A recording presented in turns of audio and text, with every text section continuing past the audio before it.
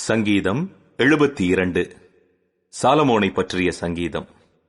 தேவனே, ராஜாவுக்கு உம்முடைய நியாய தீர்ப்புகளையும் ராஜாவின் குமாரனுக்கு உம்முடைய நீதியையும் கொடுத்தருளும். அவர் உம்முடைய ஜனங்களை நீதியோடும் உம்முடைய ஏழைகளை நியாயத்தோடும் விசாரிப்பார். பர்வதங்கள் ஜனத்திற்கு சமாதானத்தை தரும், மேடுகள் நீதியின் விளைவோடு இருக்கும்.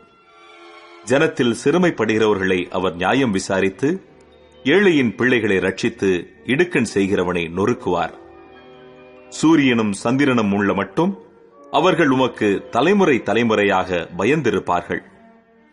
புல்லறுப்புண்ட வெளியின் மேல் பெய்யும் மழையைப் போலவும் பூமியை நனைக்கும் தூறலைப் போலவும் இறங்குவார். அவருடைய நாட்களில் நீதிமான் செழிப்பான். சந்திரன் உள்ள வரைக்கும் மிகுந்த சமாதானம் இருக்கும். ஒரு சமுத்திரம் தொடங்கி மறு சமுத்திரம் வரைக்கும், நதி தொடங்கி பூமியின் எல்லைகள் வரைக்கும் அவர் அரசாளுவார். வனாந்தரத்தார் அவருக்கு முன்பாக குனிந்து வணங்குவார்கள். அவருடைய சத்துருக்கள் மண்ணை நக்குவார்கள். தர்ஷீஷின் ராஜாக்களும் தீவுகளின் ராஜாக்களும் காணிக்கைகளை கொண்டு வருவார்கள். ஷேபாவிலும் சேபாவிலும் உள்ள ராஜாக்கள் வெகுமானங்களை கொண்டு வருவார்கள். சகல ராஜாக்களும் அவரை பணிந்து கொள்வார்கள். சகல ஜாதிகளும் அவரை சேவிப்பார்கள். கூப்பிடுகிற எளியவனையும் உதவியற்ற சிறுமையானவனையும் அவர் விடுவிப்பார். பலவீனனுக்கும் எளியவனுக்கும் அவர் இறங்கி எளியவர்களின் ஆத்துமாக்களை ரட்சிப்பார்.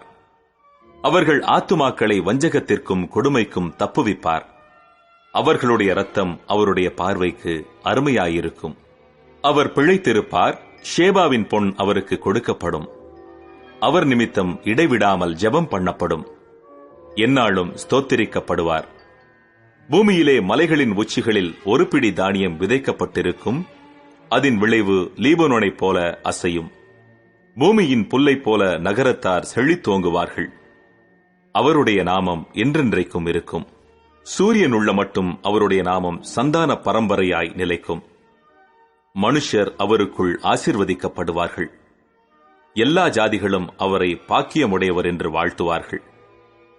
இஸ்ரவேலின் தேவனாயிருக்கிற கர்த்தராகிய தேவனுக்கு ஸ்தோத்திரம் உண்டாவதாக. அவரே அதிசயங்களை செய்கிறவர். அவருடைய மகிமை பொருந்திய நாமத்துக்கு என்றென்றைக்கும் ஸ்தோத்திரம் உண்டாவதாக.